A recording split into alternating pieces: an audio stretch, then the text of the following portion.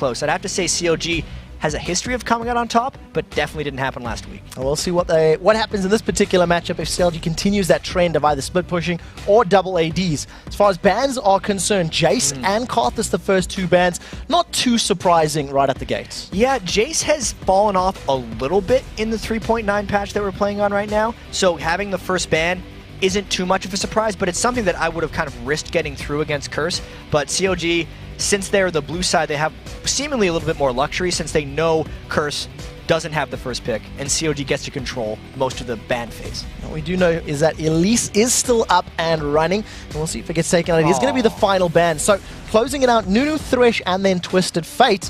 But I was going to point it out, it does leave the global presence of Shen if they wanted to go for it. Nien Shen games have been pretty solid as well, and we did see the global presence really kicking in strong the last matchup when Vulcan had Twisted Fate and the Shen. Yep.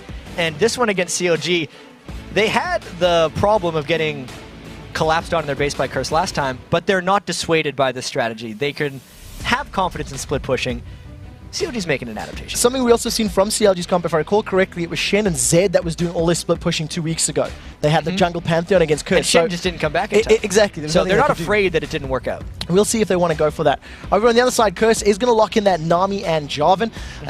Basically St. Vicious' fallback champion, and he's been sitting on that J4 for a long time. It is St. Vicious' fallback champion because that's what he played all the way at the start of last spring. But the early pick Nami, that's not a fallback champion for Edward right here. It's a new thing for him. He was the Thresh Prince over in Europe.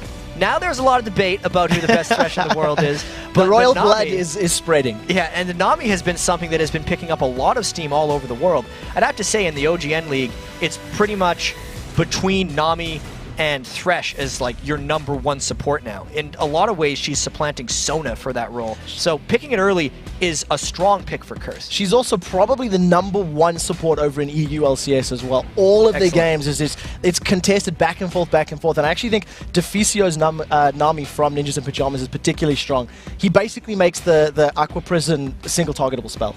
Yeah, and at the same time, Edward's coming from across the pond right there, so he's bringing some of that European flavor into the North American LCS. Doublelift has his vein. That is not a trash champion, and it's his signature AD carry. It's only leaving really the jungler and the solo lane left for CLG. And I'm really glad, actually, this is going to come across wrong, that CLG banned Thresh, because Chouster is way better on Lulu. He is one of the best supports in North America when he's playing Lulu, Janna, or Sona. And specifically Lulu is something CLG is used to protecting Doublelift with. It stacks shields perfectly with the style they like to play. And I like how they're making sure they keep their roots in the right place when they're trying to come back in the season. And talking about the shields, when we go to the other side, you can see that Nijak is locked in Orianna. Orianna, a champion that Link has played many times before.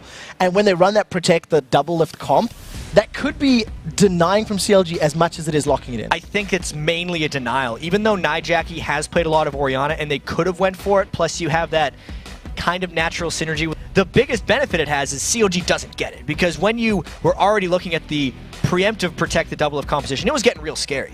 And taking away Orianna makes it much different, and it's actually probably going to push these last two picks for CLG into a more carry style from the mid lane. And there's a big fat carry in the form of Gragas, actually. We'll see how well Link is going to be playing with that big man in the mid lane if he does decide to go there. Curse, they did lock in the Twitch as well. And the reason I want to highlight that is Cop's performance on Twitch last week was particularly impressive. He was very aggressive. Yes. He was actually stealthing up and looking to start fights multiple times throughout the course of the week. And he could even, if he got really bold, have an Orianna ball on top of him and really start some fights with Twitch. I don't think that's going to happen. Super sneaky. Ooh, I like the last pick here by Curse. Voyboy had free reign over what he was going to pick here, especially if he's going to get a 1v1 lane against Nien. And he's decided to go with Zac, who can out-sustain Shen in those lanes and really just farm up a storm. It creates a very powerful front line for Curse, which, in my opinion, when Curse runs 2 tanks, they're way more successful than when they have Voyboy on a true assassin carry champion, at least recently. Because when Voyboy played assassins, he played them as tanks and it would work out really well. So I love that they have the Zac. I wonder if they're going to jungle him, though. This is getting confusing. In terms of the compositions, what we are seeing from both of them, though, is clear initiation from both of the teams. Jarvan, Zac going to throw themselves in with Orianna ball on top. Over for CLG, Big Fat LP and Nintonso are going to be throwing themselves in with that Shen Nocturne combo, which we've seen time and time again. And it's just a matter of which team's going to get better positioning. And even though we got a couple seconds going down here, they did swap back. It's not Jarvan top lane. It is Zac in the jungle. So it is the Zac we expected from Voyboy to give that tanky initiation. St. Vish is going to be on his signature Jarvan the Fourth. It's something that he's playing extremely often, and he's actually got the second highest KDA in the league right now. Second highest death, sorry, and the second lowest KDA. Slight difference in those stats. I got them backwards. But so he's okay. He's not Saint's having an off year. Yeah. Saint is definitely having an off split, and he needs to bring back his all-star level potential that he had in the spring split, and that's one of the things that happens when a team struggles. We hear Meteos talk about his KDA, and he says, I have a good KDA because my team is good. And if your team is good, your jungler doesn't die that much. Especially when your jungler is oftentimes one of the main initiators for your team. Exactly. Talking about the teams, you can see them on your screen. We are jumping into the matchup. It is CLG on the left-hand side, Curse on the right-hand side. The score record is 1-1 between these two teams, and this game is extremely important as both of these teams are sitting nice and neatly in the middle of the pack. It has so many implications towards these playoffs. You think that either of these teams, if they have a poor end of the season, would jump into the 7th spot. But if they have a good end of the season, they could be near the top of the standings in 3rd place or so, and they are just charging each other despite neither team having hard initiation. Oh, the taunt has caught out Jackie. The Aqua Prison locks Chowster up though, a flash in return, but they got the summon spell at the very least. That could be great for CLG right there, since if you think about it, Nien just walked up and taunted Nijaki. That was a huge misplay by Curse being that close.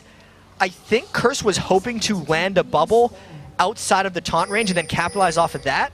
But essentially the taunt is a close to guaranteed crowd control at the start of the game there, and Curse should not have been dancing in that spot. It caught all of us by surprise. We didn't expect that dance not to take jump. place. Oh my. Exactly. So early aggression from CLG does pay off. They get that summon spell burned. Big Fat LP, a jungler known for spending much of his free time in the lane. If he decides to pay Nijaki a visit, that could work out well for CounterLogic Gaming. And I really wonder here if CLG is going to try 2v2 laning phases or the 1v2 laning phases. And this is going to sound a little weird again, but when CLG goes to 1v2 lanes, they turn them into 2v2 lanes because Big Fat LP will babysit Nien, and they will make a 2-1-2 setup with their team overall and try to keep the turrets up as long as possible. In CLG games, kind of a metric for how successful they're being in the early game is when does the first tower fall, because if the first tower doesn't fall for a while, CLG's sitting pretty.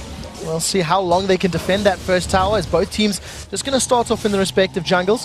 Big Fat LP on his red buff while Sunfishes is picking up his blue. So a number of wards littered across the jungle. So both teams well aware of what their opponents are doing. And your question has been answered. It is a 1-1-2 lane right now. Standard lanes, and this is most likely in favor of CLG. Doublelift doesn't really respect other lane opponents, because if you think about the Nami Twitch lane, that's not a good lane for Vayne Lulu, yet CLG's decided to go up in that lane and not try any lane swaps, so we'll need to pay attention to that bottom lane to see if Doublelift can outplay Cop and Edward. And while that's happening, Link in the mid lane forced to chug through all of those potions because Nijaki has already burned his Ignite and put a lot of damage down onto Link, so there are no summoner spells for Nijaki. Yeah, Jackie figured if he had his flash down, he may as well Ignite too.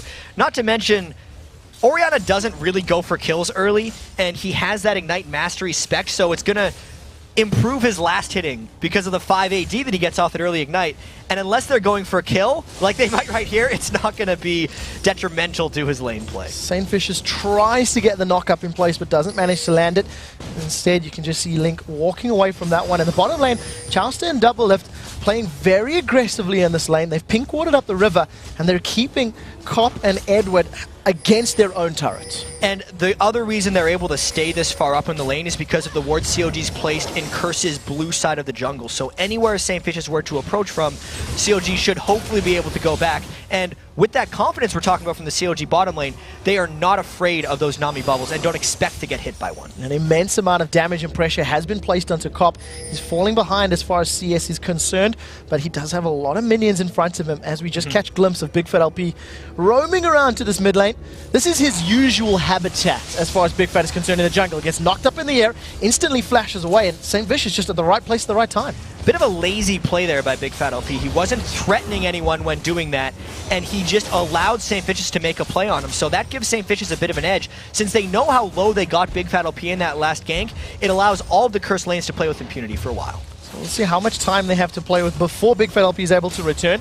Currently level 3, and when that Paranoia does become available, it is a scary, scary prospect to deal with. Chowster in the bottom lane, however, took a lot of damage from that auto attack expunge combo of Cop. CLG has the defensive summoners in this lane, whereas Curse has the offensive summoners in the lane as well. Chowster went with Exhaust, Edwards went with Ignite.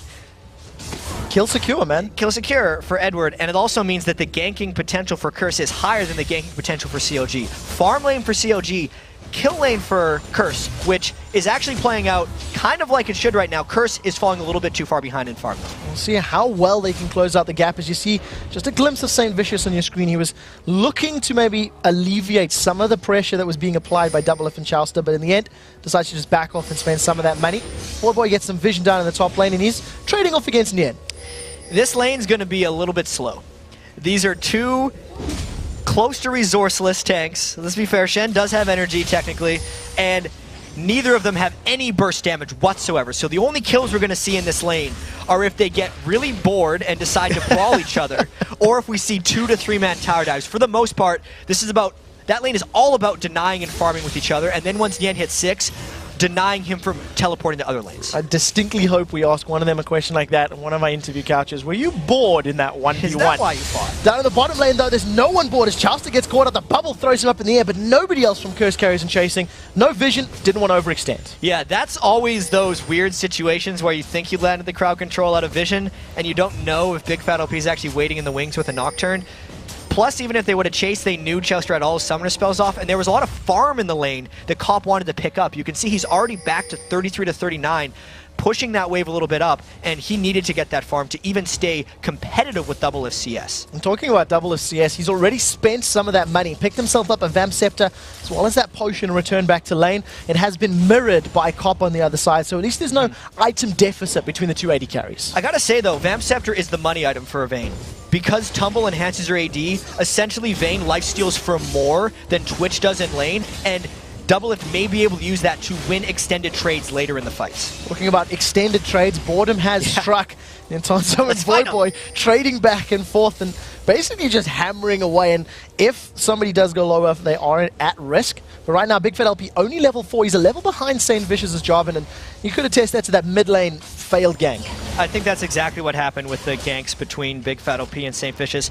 I actually feel like Big Fat OP is a little lost as to what to do right now, because normally his early game is spent babysitting the one-man lane and kind of taking farm there. But once he's in the jungle, in a standard lane setup, we know that Big Fat OP actually says jungling in the LCS is easier than jungling in solo queue, because solo queue generally has these lane setups. This is not the jungle game that Big Fat OP is used to playing. This is also not the mindset when you come into an LCS game. You don't tend to expect this, so maybe a little bit uncomfortable. He will be hitting level 6 very, very shortly, and that quasi-global presence of his Paranoia cannot be discounted, especially if you combo in the burst damage that can come down from Link's Gragas in the mid lane. He's currently only sitting on that Doran's ring, but if he does get a full double barrel explosion on his opponent, it could be enough to burst Nijaki out. The potential roam from CLG, even now or once Big Fat OP hits level 6, is very high. Gragas, when he's played optimally, is a little bit of a roaming assassin, almost akin to a Kassadin, who will try to go either bottom lane or top lane and make plays happen there. And since they have the Shen plus Nocturne, it's potential 5-man party in the bottom lane whenever CLG wants. So Curse has got to be ready for that moment. All right, now the CS is falling a little bit in favor of Nijaki in the mid lane. In the bottom lane, it is, of course, in favor of Doublelift, thanks to all of that early pressure. Wow. We haven't seen many ganks, though, so this has basically just been, you know, a solo farming for Doublelift. Yeah, and that's a big lead he's starting to accumulate with Cop. This isn't going to really show itself until Doublelift goes back and either gets his Bilgewater Cutlass or Blade of the Ruined King. That's the power spike that Vayne waits for, and then they just go for it.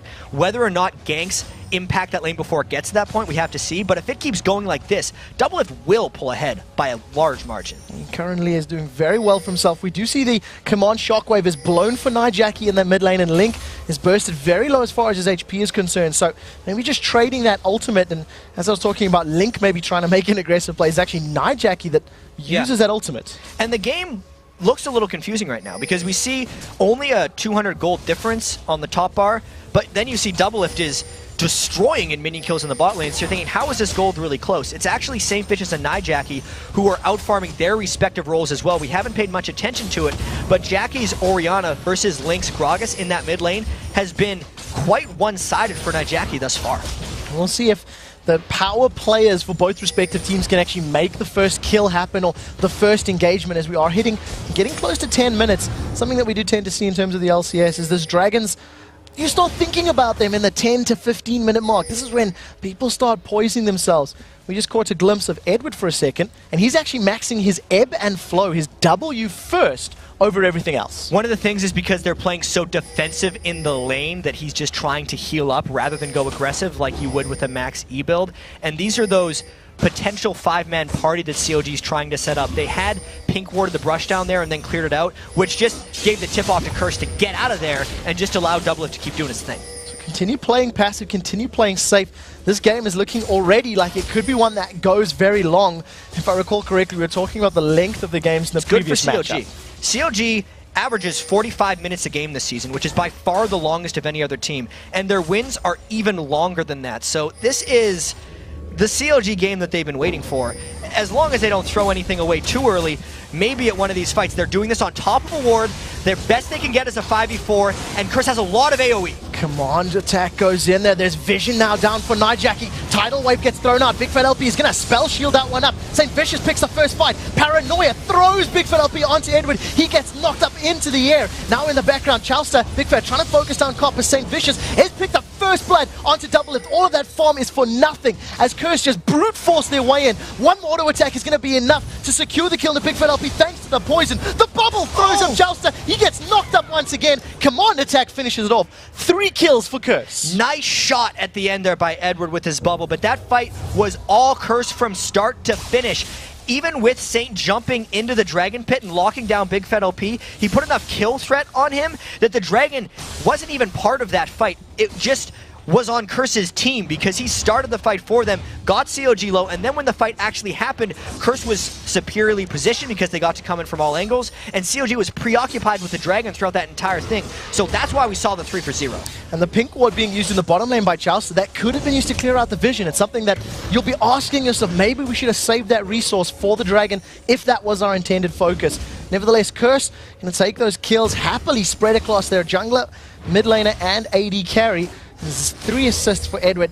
Couldn't have gone better. Voidboy's return to the top lane. Him and Nien, they didn't even leave. They just kept bashing against one another. Yeah, interestingly enough, Nien did get his shield into the fight, but he didn't arrive there because Voidboy interrupted him with Let's Bounce or the Elastic Slingshot. Both those things can interrupt the Shen coming in, so that's why the Zac is actually quite a good pick against Nien, not allowing Shen to come into any of these fights entirely. Alright, pink ward goes down in this bottom lane now, so Curse trying to get some vision superiority. Oh, CLG getting some vision superiority. Cop with his Bilgewater Cutlass and double attack speed daggers. He's actually equal on items with his lane opponent, and that's going to be very important, especially now that St. Vicious is moving in. And that fight was so beneficial for Cop. The 1 kill and 2 assists puts him only 300 gold behind Doublelift, and like you said, equalizing the items, close to equalizing the items. The Berserker Greaves versus the dagger is a nice trade. Gives him the edge and gives him the confidence in this lane. Especially when you consider he can stealth up and get a little bit of a movement speed for a couple of seconds at least up in the top lane. Nien's going to taunt up Voidboy. He just gets an insta-charge on the slingshot. They continue trading. Unstable Matt is going to drop his HP a little bit low. There's no ignites available for Nien, so Voidboy, when he eventually gets bored, can decide to flash away. And they just carry on bashing. I mean, this is the most boring fight we've ever seen.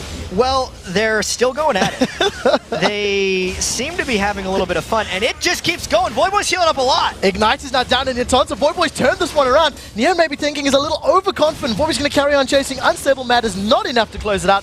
Nien's does walk away safely. He's going to wear you down if you're not careful about that guy. The absolute sustain from Voidboy there, denying Nien off the turret despite being leveled down, is creating a lot of map presence for them, and it's drawing CLG up there with Big Fat LP. Nien didn't even burn the flash here. They might try to turn a kill, though. Just not enough threat. That guy's too big of a blob. Voidboy's sustain, plus those potions, just picking up each of the little bloblets was more than enough to make up all the damage that had been landed. Keep in mind that Nintanso's Ignite is available shortly, so if they want to make a play, it could happen. Right now, though, Curse have grouped up for the Dragon. Curse's Dragon Control has been really smart this game. They didn't go for it when they didn't have the man advantage like CLG tried to, and then as soon as CLG put 2 people top lane because Voyboy had drawn Big Fat LP around there, Curse just went for it safely. They weren't afraid of Link trying to steal it with the barrel because they had confidence this time in St. Fish's Smite, and they had so many people there, Link didn't even try, they ended up getting it. And just to land that Smite, something that he hasn't done quite as consistently as maybe he'd like to throughout the split. He smited it. Made sure they got it. It's 1 dragon for Curse. Can't take that away from him. That is what matters. As we take a look at this bottom lane, Edward continues to max that ebb and flow. It's up to rank 4 right now. So that is the W on Nami. Just like to highlight how he's playing it, and it's just basically because of that lane. Interestingly, out of the duo lane, or the AD carries in the bottom lane, it's Cop that picks up the Blade of the Ruin King first. And I think that's because... It's not because he's up in gold. One thing is he didn't complete his Berserker Greaves, so he got there faster, and because Doublelift just hasn't shopped in a while. Doublelift's sitting on 780 gold, and will most likely go back for it if he gets a chance after this turret and that minion wave. It's going to be enough to at least pick up his Blade of the Ruin King, and you kind of have to argue it may be even more effective on a Vayne than on a Twitch, thanks to all the kiting power that she offers in a team fight. In the mid lane, we do see Nijaki. He's got a lot of free time as Link has backed off to farm up this wolf camp. Even though Link has been under pressure, he's keeping up in CS, and that's what matters. And this, like we said 50 minutes ago, the longer the first turret stays up, the better it would be for CLG, and they just finished the bottom laning phase by pushing that turret through, which is a good pace for CLG. If they hadn't lost that 3-for-0 dragon fight, this game would actually be going exactly as planned. Now they do have a bit of an uphill battle since they let that dragon and 3 kills go to Curse. This is a game that could get very explosive very quickly as all of the carries are getting close to that sort of 10 CS per minute average. Voyboy has been caught out as Doublelift joins this party. They're going to get that self-division passive procced, and I think Voyboy playing a little too confidently in lane. By the way, Vayne rips Zac apart, which is why that last pick was a little bit more dangerous than Voyboy, and we didn't get to see it until 60 minutes since that's when we came and saw it. But because Voyboy is building for the lane there, Spear for Sasha, nothing but health, that's not helping you against percent health, physical, and true damage that Voyboy is putting out with Ruin King and his Silver Bolt. So that's exactly where Doublelift wants to go after killing the bottom lane turret, and CLG is actually playing the turret game right now better than Curse. They picked up at least a second tower of the game. They do have numbers in this mid lane. Nijaki and St. Vicious trying to put as much damage down as possible. St. Vicious gets knocked backwards. Cop is alone in the bottom lane as well. And now Big Fat LP is going to get close to Paranoia range in just a moment. We'll see if they go in. Command Protect gets thrown down into Nijaki, and they decide to back away. But 2 towers to 0. Cop was unable to get that tower. Yeah, that was a good defense there by Link. He blew all his spells just for the minion wave, and then CLG didn't want to collapse in behind from the fight because they're actually okay just extending this game. We'll see how well the game goes, at least if Curse are forced into this late game position. Like we was mentioning, with all the farm that's happening, these players are actually farming their way to big items, and we asked, what's the most improved play of your game from watching LCS, and this is it. Mechanics. Get those last hits, get that gold earned up, pick up the items, and once you've got your items, then decide to fight.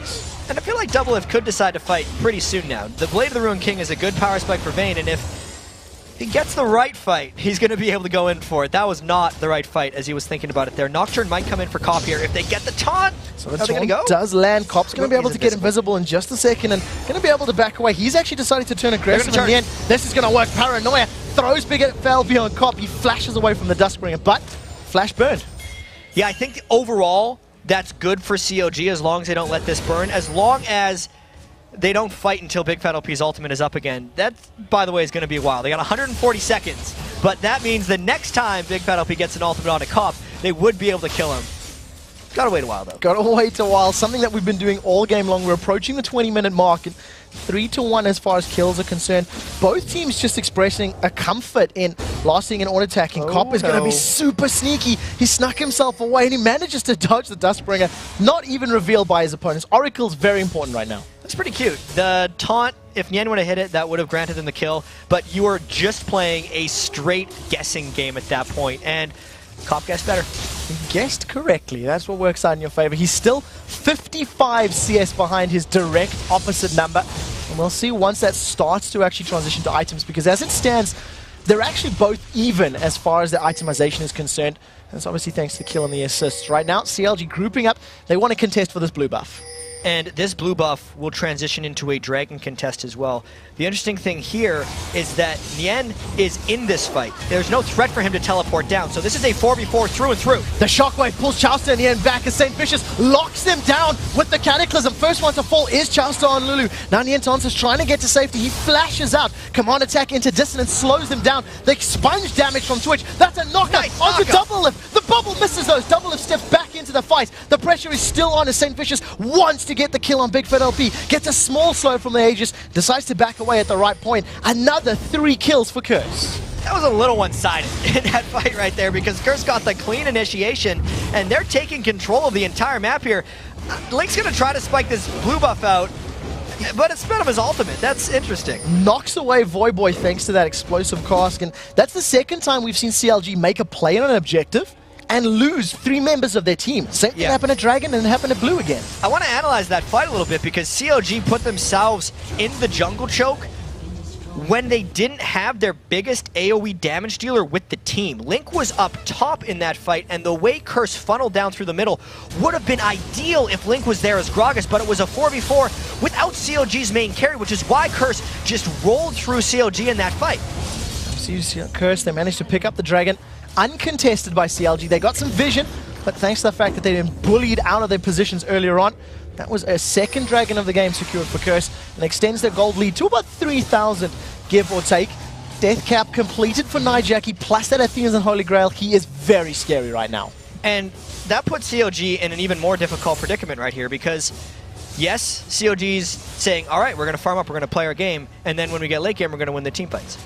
But they've lost these first 2 team fights so convincingly, you begin to question if they can win the team fights. Nien is going to want to be split pushing. Doublelift has admitted that Vayne is actually better in small fights and not in team fights, specifically when Nijaki has that giant death cap and quickly growing ability power already at 301.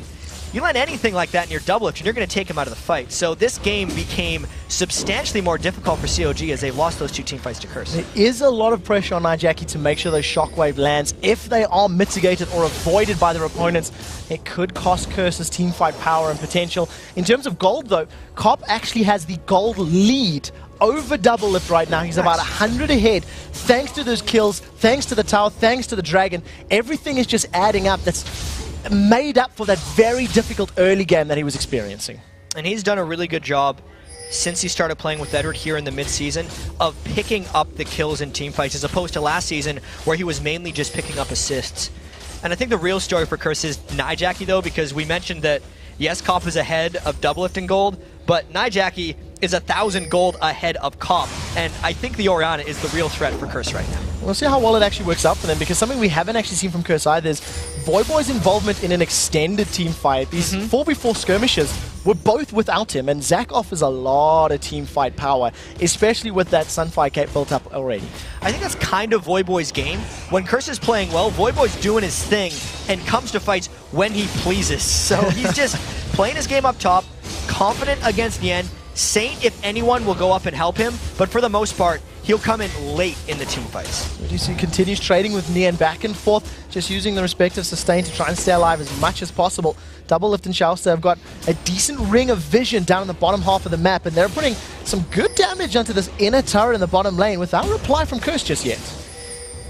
It's so strange how CLG is actually dictating the map, despite losing all the team fights. Curse is a little hesitant to pull the trigger and go for these fights because they don't want to throw away their good kill score.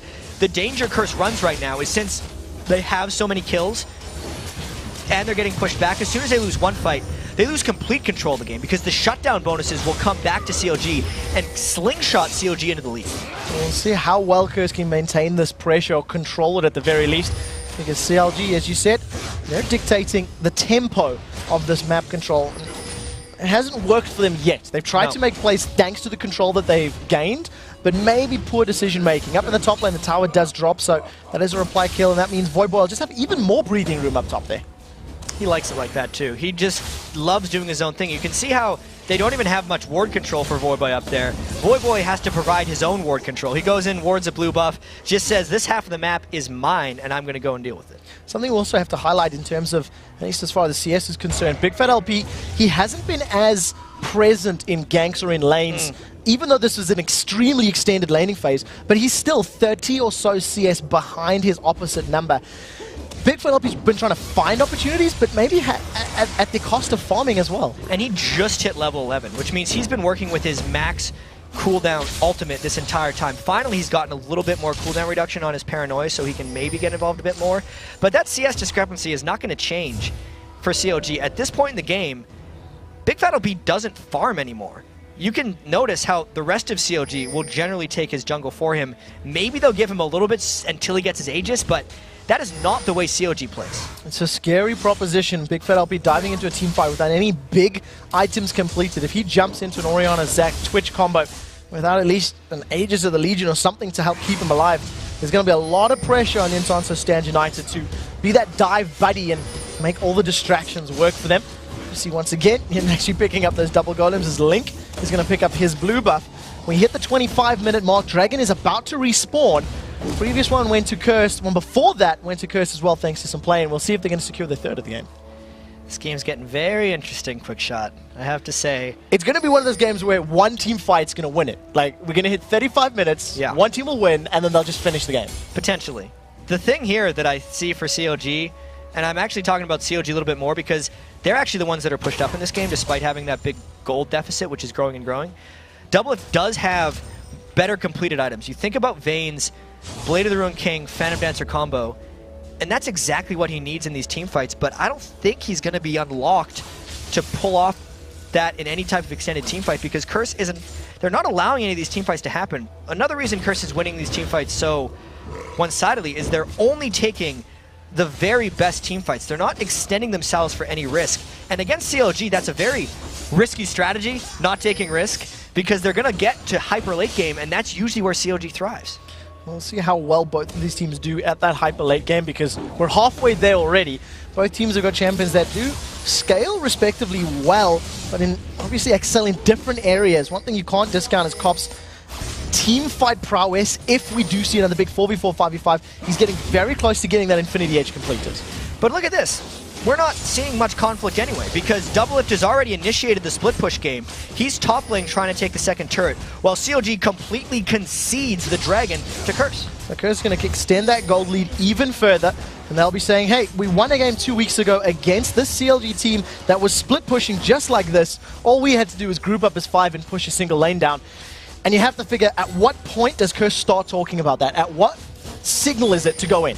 I think it's pretty soon. I think as soon as they can get something around Doublelift or a window where they have a 5-man fight that they can initiate on, they're just going to go for it. They're only down 1 turret, and they know they have a large item and gold advantage. And look at the items as well. I mean, Edward down as in that support role. Ooh, St. Vicious trying to set something up. Slingshot gets charged. He locks Link in. Link forced to flash away, but that is the flash down.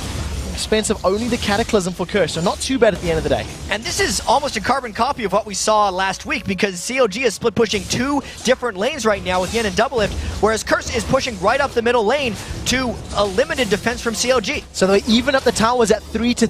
Chowster and Doublelift, they're up in that top lane pushing. Intanso is down in this bottom lane. He's trying to split push. Curse have backed away and split up. They've left their duo lane in the mid lane, trying to catch out Link. Link is taking a lot of damage. The bubble lands. That's going to be a dead hillbilly.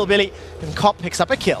It's one of the reasons they pick Nami so early on in the game, because he can just lock Link down when he can't escape on Gragas. Cop and Edward buddying up there. You can see 7 assists for Edward. He's setting up all the kills. Cop has been involved in 6 of them. Those 2 have been the most active on the map right now, and they're the reason Curse is up 7 kills to 1. Secret agent level statistics as far as Edward is concerned.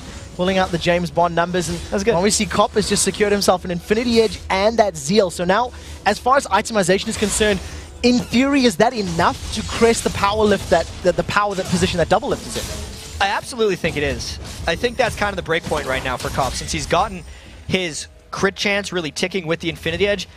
He's going to be ripping through a lot of them CLG members. When we also look that Big Fat OP, who's one of the 2 people who needs to kind of be tasked with going on Cop, doesn't have armor yet. He's going for a runic bulwark, and he's sitting on 107 armor. Just, that's not enough to protect you from what Cop is putting out. And we'll see how quickly Cop can tear through his opponents if he's given the chance. It does look like they're trying to set up that opportunity as Curse have stacked up 5 members in this mid lane, trying to apply pressure onto this bottom mid lane turret, or mid lane inner turret, that's the words I'm looking for, while we see Doublelift continue split pushing. CLG is daring Curse to do something very aggressive right here. Nocturne hasn't showed yet. As soon as Big Fat LP shows to push this turret, Curse either has to go back or dive right away.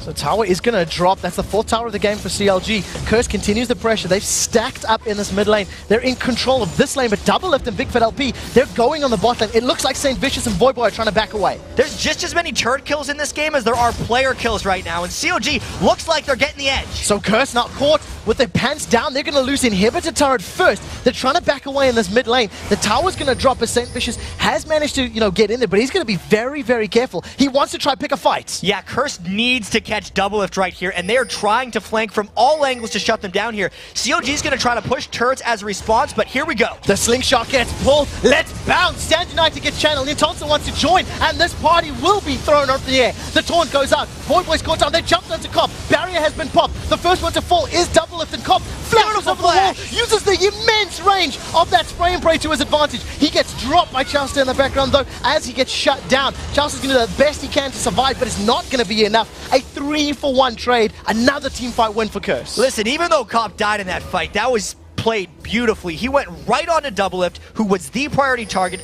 and then the flash over the wall was so perfect in that fight to finish it off for Curse. That was a bad thing that happened to Curse, but it was a good fight that they were able to take on afterwards, and if they can counter push and get an inhibitor turret and an inhibitor back, it will all become worth it. There is so much pressure on Nocturne and Gragas now to try and wave clear with the respective champions' abilities. We actually seen blue pings on the bottom lane inhibitor. CLG simply reasoning they can't pull that one off. Doublelift has respawned, so the tower will go down. We have 2 naked inhibitors for both teams right now, and the split push power is still going to be something to deal with. Yeah, I don't think we're going to see an end to the split push game, especially now that we have exposed inhibitors. I think we're going to see quicker responses by teams and more wards in the jungles. Curse didn't have anything warded up in their jungle, and that's one of the big reasons, or even their lanes, when Big Fat LP was able to sneak up and help Doublelift create that push. Once we have more vision control, even with the globals potentially from Yen, it's going to enhance that gameplay and allow Curse to play a little bit more smartly defensive. We'll see how well they can play defensive. They've been doing it all game long, and simply put, they've been reacting to their opponent's plays. Curse have actually not been playmakers in this game. It's all been objective pushes from CLG that Curse has responded to and dealt with incredibly effectively. They've only lost 2 of their members in team fights. As far as itemization is concerned, Nijaki's got that voice stop completed, and he's getting very scary. And he is the secret weapon right here, because everyone's thinking about Cop right now, but not the 700 or 800 health shields that Nijaki is going to be putting in, or the shockwaves that take half of CLG's health.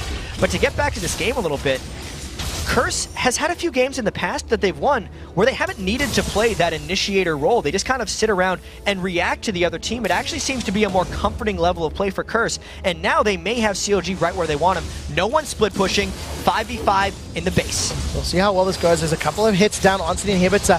Big Fat LP's going to get the fear proc into St. Vicious, but he's going to be able to speak through that horror. Doesn't get locked down by the crowd control. There's not too much hard CC outside of maybe the slow from Lulu and a taunt from Shen.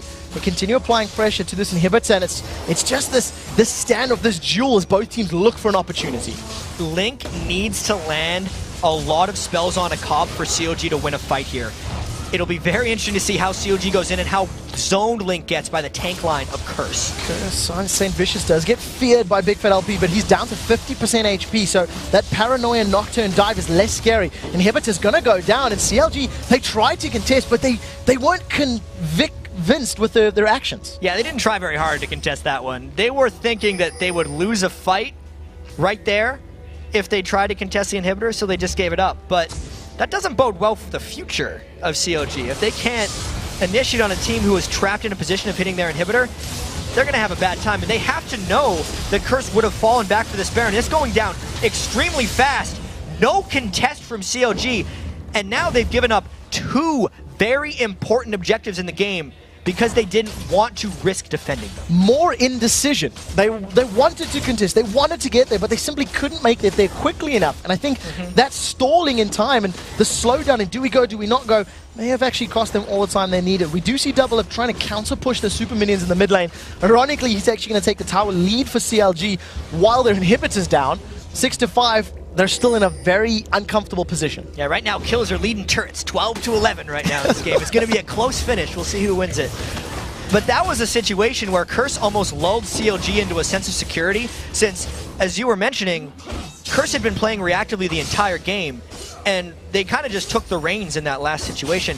Took the inhibitor, went straight to Baron, and said, yeah, we just decided to win now. Let's go get the things. They found the let's win button last week or week before last, and it looks like they're trying to press the same button this week. They've got that inhibitor down. They've dealt with Doublelift split pushing. It's really only been him that's been able to successfully split push. Nintonso Shen hasn't had the map presence that we've actually seen out of him in the past with the split pushing Shen.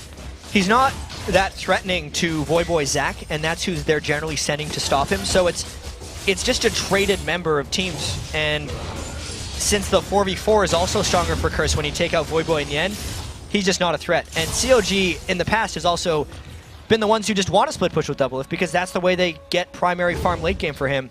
Curse has found a really good workaround. Definitely a talking point for CLG, whether or not the composition they've built works with split pushing. It's something they'll be talking about. Is right now, Curse have stacked up, the slingshot has been charged. Voyboy does not pull the trigger on this one, and Cops can take out the tower.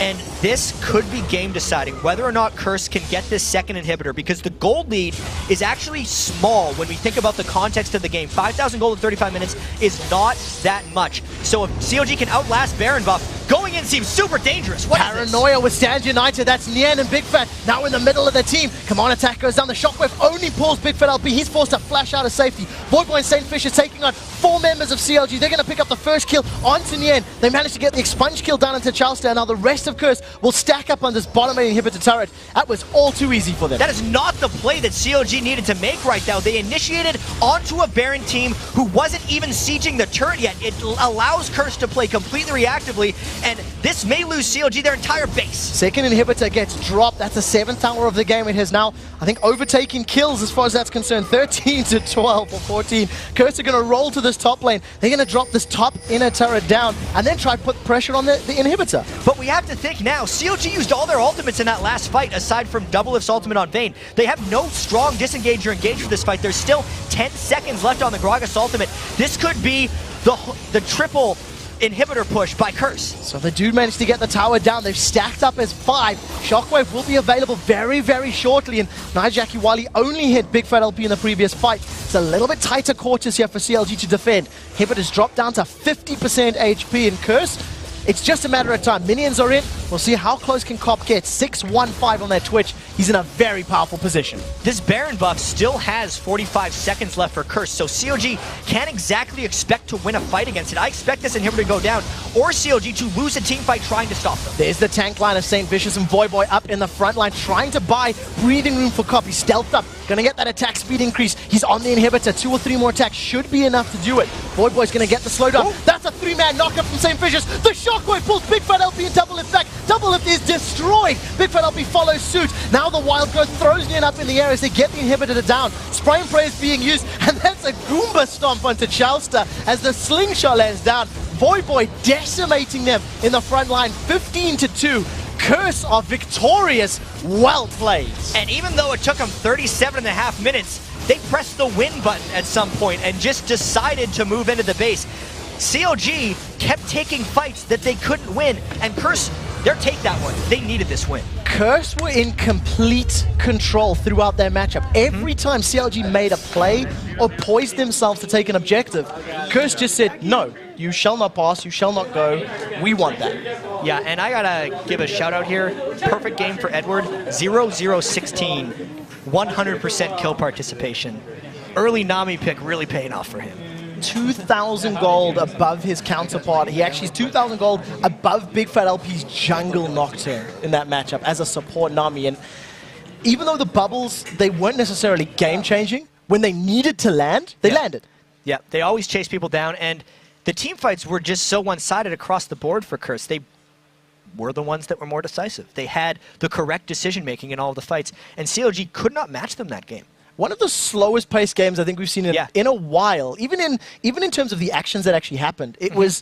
It took a long time to build up, it took a long time to plateau and crescendo for anything to actually occur, and Curse just maybe a little more patient, a little more in control. It was a very strange game, and I think you could tell CLG was pressing more than they needed to, and that kept adding them to bad decisions, or even just misplaced decisions, because we think about the first push, where CLG gave the inhibitor up to Curse, and then later the Baron. You know, they didn't fight them there.